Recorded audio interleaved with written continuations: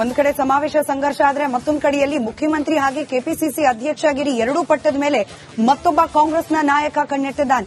ಮುಖ್ಯಮಂತ್ರಿ ಆಗಬೇಕು ಅನ್ನೋ ಹೆಬ್ಬಯಕೆ ನನಗೂ ಇದೆ, ಅಧ್ಯಕ್ಷ ಪಟ್ಟ ಕೊಟ್ಟರು ಸರಿಯೇ ಅಂತ ಹೇಳಿ ಸತೀಶ್ ಜಾರಕಿಹೊಳಿ ಪ್ರತಿಕ್ರಿಯೆ ನೀಡಿದ್ದಾರೆ. ಕೆಪಿಸಿಸಿ ಅಧ್ಯಕ್ಷ ಪಟ್ಟ ಕೊಟ್ಟರೂ ಕೂಡ ಕೆಲಸ ಮಾಡ್ತೇನೆ, ಅಂತಿಮವಾಗಿ ಹೈಕಮಾಂಡ್ ತೀರ್ಮಾನ ಏನೇ ಆದ್ರೂ ಅದಕ್ಕೆ ನಾನು ಬದ್ಧ ಅಂತ ಹಾವೇರಿಯಲ್ಲಿ ಸಚಿವ ಸತೀಶ್ ಜಾರಕಿಹೊಳಿ ಪ್ರತಿಕ್ರಿಯೆ ನೀಡಿದ್ದಾರೆ.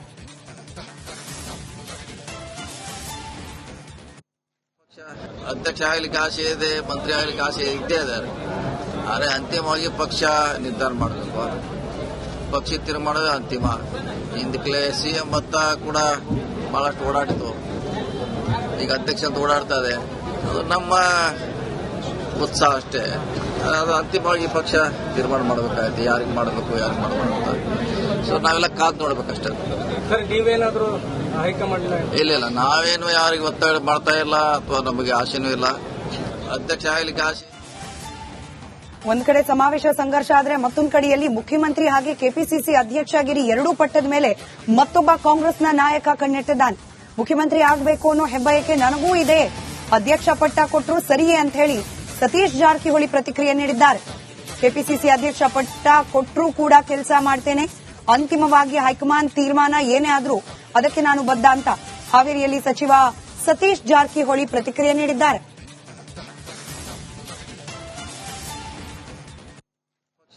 ಅಧ್ಯಕ್ಷ ಆಗಲಿಕ್ಕೆ ಆಸೆ ಇದೆ, ಮಂತ್ರಿ ಆಗಲಿಕ್ಕೆ ಆಸೆ ಇದ್ದೇ ಇದ್ದಾರೆ.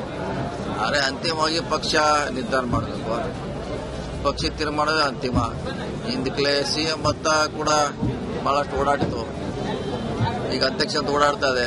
ಅದು ನಮ್ಮ ಉತ್ಸಾಹ ಅಷ್ಟೇ. ಅದು ಅಂತಿಮವಾಗಿ ಪಕ್ಷ ತೀರ್ಮಾನ ಮಾಡಬೇಕಾಗುತ್ತೆ, ಯಾರಿಗೆ ಮಾಡಬೇಕು ಯಾರಿಗೆ ಮಾಡಬೇಕು ಅಂತ. ಸೊ ನಾವೆಲ್ಲ ಕಾದು ನೋಡ್ಬೇಕಷ್ಟೇ.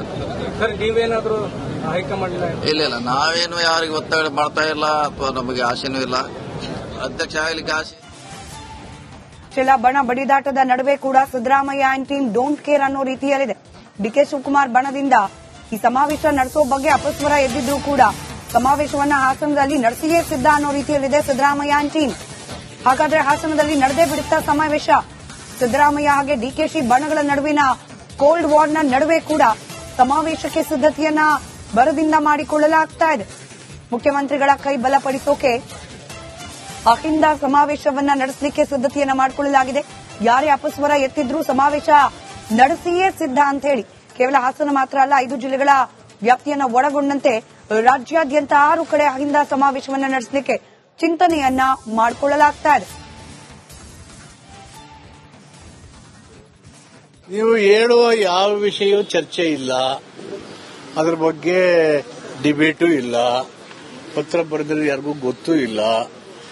ಈ ಸಮಾವೇಶನ ಶೋಷಿತ ಸಮುದಾಯಗಳ ಸಂಘಟನೆ ಮಾಡಬೇಕು ಅಂತ ಬಯಸಿದ್ರು, ಅದು ಅವರು ಮಾಡ್ತಾ ಇದ್ದಾರೆ. ಜೊತೆಗೆ ನಮ್ಮನ್ನೆಲ್ಲ ಕರೆದಿರೋದ್ರಿಂದ ಅವರು ಪಾರ್ಟಿ ಎರಡೂ ಸೇರಬೇಕು ಅನ್ನೋದು ನಮ್ಮಗಳ ಅಭಿಪ್ರಾಯ, ಮುಖ್ಯಮಂತ್ರಿಗಳ ಅಭಿಪ್ರಾಯ, ಪಕ್ಷದ ಅಭಿಪ್ರಾಯ.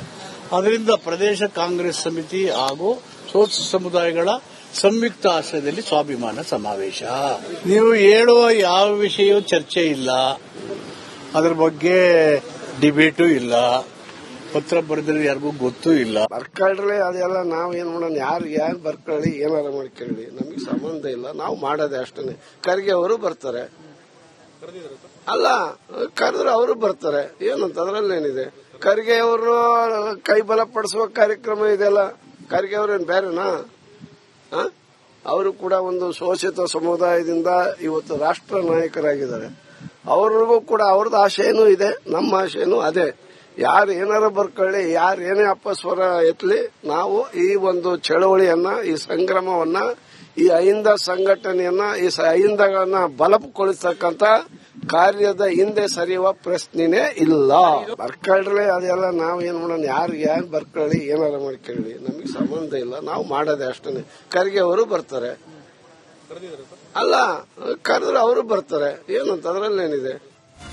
ಮತ್ತಷ್ಟು ಡೀಟೇಲ್ಸ್ ನಮ್ಮ ಪ್ರತಿನಿಧಿ ಬಸವರಾಜ್ ನೀಡ್ತಾ ಹೋಗ್ತಾರೆ. ಬಸವರಾಜ್, ಸಂಘರ್ಷ ಆದ್ರೂ ಸರಿಯೇ ಸಮಾವೇಶ ಮಾತ್ರ ಕೈ ಬಿಡೋದಿಲ್ಲ ಅನ್ನೋ ರೀತಿಯಲ್ಲಿದೆ ಕಾಂಗ್ರೆಸ್ನ ಸಿದ್ದರಾಮಯ್ಯ ಬಣದ ನಿಲುವು. ಖಂಡಿತ ಸ್ಮಿತಾ, ಯಾಕಂದ್ರೆ ಸಿದ್ದರಾಮಯ್ಯ ಅವರಿಗೆ ಅಹಿಂದ ಬಣ ವರ್ಗ ಏನಿದೆಯಲ್ಲ ಅದು ಸಾಕಷ್ಟು ಬೆಂಬಲವನ್ನ ಈ ಹಿಂದಿನಿಂದಲೂ ಕೊಟ್ಕೊಂಡು ಬಂದಿದೆ. ಅವರು ಜೆಡಿಎಸ್ ನಿಂದ ಉಚ್ಚಾಟನೆ ಆಗಿ ಬಂದಾಗಲೂ ಕೂಡ ಆ ಬೆಂಬಲ ಇತ್ತು.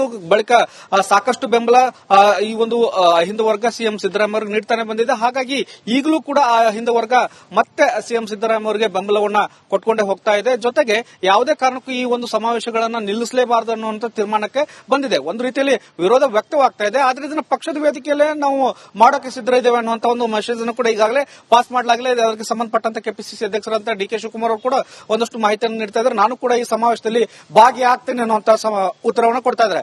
ಈ ಮೂಲಕ ಅಹಿಂದ ವರ್ಗ ಬೆನ್ನಿಗೆ ಸಿದ್ದರಾಮಯ್ಯ ಅವರ ಬೆನ್ನಿಗೆ ನಿಂತಿದೆ ಅನ್ನೋದ್ರಲ್ಲಿ ಎರಡನೇ ಸಂಶಯ ಇಲ್ಲ. ಇದರ ಜೊತೆಗೆ 5 ಜಿಲ್ಲೆಗಳಿಗೆ ಒಂದು ರಾಜ್ಯಾದ್ಯಂತ 6 ಸಮಾವೇಶಗಳನ್ನು ಮಾಡೋಕೆ ಈಗಾಗಲೇ ಚಿಂತನೆಯನ್ನು ನಡೆಸ್ತಾ ಇದೆ. ಇದರ ಭಾಗವಾಗಿ ಹಾಸನದಲ್ಲಿ ಆಗ್ತಾ ಇದೆ. ಮುಂದಿನ ಒಂದು ಸಮಾವೇಶವನ್ನ ಹಾವೇರಿ ಅಥವಾ ಹುಬ್ಬಳ್ಳಿಯಲ್ಲಿ ಮಾಡಬೇಕು ಇನ್ನೊಂದು 2 ತಿಂಗಳು ಬಿಟ್ಟು ಅನ್ನುವಂತ ಲೆಕ್ಕಾಚಾರದಲ್ಲಿ ಈ ಒಂದು ವರ್ಗ ಇದೆ.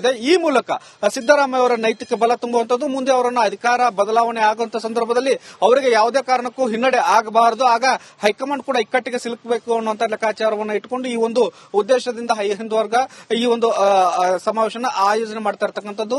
ಜೊತೆಗೆ ಒಂದಷ್ಟು ಈಗಾಗಲೇ ಉಪಚುನಾವಣೆಯನ್ನು ನೀವು ಗಮನಿಸಿರಬಹುದು. ಅಹಿಂದ ವರ್ಗನೇ ಕಾಂಗ್ರೆಸ್ ಪಕ್ಷಕ್ಕೆ ಬೆನ್ನೆಲುಬಾಗಿ ನಿಂತುಕೊಂಡ ಕಾರಣಕ್ಕಾಗಿ 3 ಉಪಚುನಾವಣೆಗಳನ್ನ ಗೆಲ್ಲೋಕೆ ಕಾರಣ ಆಯ್ತು ಅನ್ನುವಂತ ಒಂದು ಲೆಕ್ಕಾಚಾರದಲ್ಲಿ ಇರೋದ್ರಿಂದ ಮುಂದಿನ ಚುನಾವಣೆಯನ್ನ ಕೂಡ ಗೆಲ್ಲಬೇಕು ಅನ್ನೋದಾದ್ರೆ ಈಗಲಿಂದನೇ ಕೂಡ ಸಂಘಟನೆ ಮಾಡಿಕೊಂಡು ಹೊರಟು 3 ವರ್ಷಗಳ ಕಾಲ ಅಹಿಂದ ವರ್ಗವನ್ನ ಎಂಗೇಜ್ ಆಗಿ ಇಟ್ಕೊಳ್ಬೇಕು ಅನ್ನೋ ಉದ್ದೇಶ ಮತ್ತು ಅಹಿಂದ ವರ್ಗ ಸ್ಟ್ರಾಂಗ್ ಆದಷ್ಟು ಕಾಂಗ್ರೆಸ್ ಪಕ್ಷಕ್ಕೆ ಬೆಂಬಲ ಸಿಗುತ್ತೆ ಅನ್ನುವಂತ ಲೆಕ್ಕಾಚಾರದಲ್ಲಿ ಈ ಒಂದು ಸಮಾವೇಶಗಳನ್ನ ಆಯೋಜನೆ ಮಾಡಲಾಗ್ತಾ ಇದೆ. ಸದ್ಯಕ್ಕೆ ವಿರೋಧಂತೂ ವ್ಯಕ್ತವಾಗ್ತಾ ಇದೆ. ಇದನ್ನ ಹೈಕಮಾಂಡ್ ಯಾವ ರೀತಿಯಾಗಿ ಹ್ಯಾಂಡಲ್ ಮಾಡುತ್ತೆ ಅನ್ನೋದು ಬಹಳ ಪ್ರಮುಖ ಆಗುತ್ತೆ ಸ್ಮಿತಾ. ಜೊತೆಗೆ ಕೆಪಿಸಿಸಿ ಅಧ್ಯಕ್ಷರು ಈಗ ಒಂದು ಹೇಳಿಕೆಯನ್ನ ನೀಡಿದ್ದಾರೆ. ಮತ್ತೆ ಇದಕ್ಕೆ ವ್ಯತಿರಿಕ್ತವಾದಂತಹ ಹೇಳಿಕೆಗಳನ್ನು ಕೊಟ್ಟಿರೋದ್ರಲ್ಲಿ ಆಶ್ಚರ್ಯ. ಯಾಕಂದ್ರೆ ಹಿಂದೆ ಚಿತ್ರದುರ್ಗ ದಾವಣಗೆರೆಯ ಸಿದ್ದರಾಮೋತ್ಸವ ಸಂದರ್ಭದಲ್ಲೂ ಕೂಡ ಒಂದಷ್ಟು ವ್ಯತಿರಿಕ್ತ ಹೇಳಿಕೆಗಳನ್ನು ಕೊಟ್ಟು ಆ ಬಳಿಕ ಸಿದ್ದರಾಮಯ್ಯ ಅವರ ಪರವಾಗಿದ್ದೇನೆ ಅನ್ನುವಂತ ಮಾತುಗಳನ್ನ ಆಡಿದ್ರು. ಆದ್ರೂ ಕೂಡ ಈಗ ಒಂದಷ್ಟು ಆಂತರಿಕವಾಗಿ ಭಿನ್ನಾಭಿಪ್ರಾಯ ಇದ್ರು ಕೂಡ ನಾನು ಕೂಡ ಸಮಾವೇಶದಲ್ಲಿ ಭಾಗವಹಿಸ್ತೇನೆ ಅನ್ನುವಂತ ಮಾತುಗಳನ್ನ ಆಡ್ತಾ ಇದ್ದಾರೆ. ಇದರ ಜೊತೆಗೆ ಅಹಿಂದ ವರ್ಗ ಕೂಡ ಇದನ್ನ ಪಕ್ಷದ ವೇದಿಕೆಯಲ್ಲಿ ಮಾಡ್ಕೊಂಡು ಹೋಗಬೇಕು ಅನ್ನುವಂತ ಲೆಕ್ಕಾಚಾರದಲ್ಲಿ ಈಗಾಗಲೇ ಇದೆ. ಅದು ಎಷ್ಟರ ಮಟ್ಟಿಗೆ ಕಾರ್ಯಸಾಧು ಆಗುತ್ತೆ ಅನ್ನೋದನ್ನ ಕಾದು ನೋಡಬೇಕಾಗುತ್ತೆ ಸ್ಮಿತಾ. ರೈಟ್, ಧನ್ಯವಾದ ಬಸವರಾಜ್ ಮಾಹಿತಿಗಾಗಿ. ಒಂದ್ ಕಡೆ ಸಮಾವೇಶ ಸಂಘರ್ಷ ಆದ್ರೆ ಮತ್ತೊಂದು ಕಡೆಯಲ್ಲಿ ಮುಖ್ಯಮಂತ್ರಿ ಹಾಗೆ ಕೆಪಿಸಿಸಿ ಅಧ್ಯಕ್ಷಗಿರಿ ಎರಡೂ ಪಟ್ಟದ ಮೇಲೆ ಮತ್ತೊಬ್ಬ ಕಾಂಗ್ರೆಸ್ನ ನಾಯಕ ಕಣ್ಣಿಟ್ಟಿದ್ದಾನೆ. ಮುಖ್ಯಮಂತ್ರಿ ಆಗಬೇಕು ಅನ್ನೋ ಹೆಬ್ಬಯಕೆ ನನಗೂ ಇದೆ, ಅಧ್ಯಕ್ಷ ಪಟ್ಟ ಕೊಟ್ಟರು ಸರಿಯೇ ಅಂತ ಹೇಳಿ ಸತೀಶ್ ಜಾರಕಿಹೊಳಿ ಪ್ರತಿಕ್ರಿಯೆ ನೀಡಿದ್ದಾರೆ. ಕೆಪಿಸಿಸಿ ಅಧ್ಯಕ್ಷ ಪಟ್ಟ ಕೊಟ್ಟರೂ ಕೂಡ ಕೆಲಸ ಮಾಡ್ತೇನೆ, ಅಂತಿಮವಾಗಿ ಹೈಕಮಾಂಡ್ ತೀರ್ಮಾನ ಏನೇ ಆದ್ರೂ ಅದಕ್ಕೆ ನಾನು ಬದ್ಧ ಅಂತ ಹಾವೇರಿಯಲ್ಲಿ ಸಚಿವ ಸತೀಶ್ ಜಾರಕಿಹೊಳಿ ಪ್ರತಿಕ್ರಿಯೆ ನೀಡಿದ್ದಾರೆ.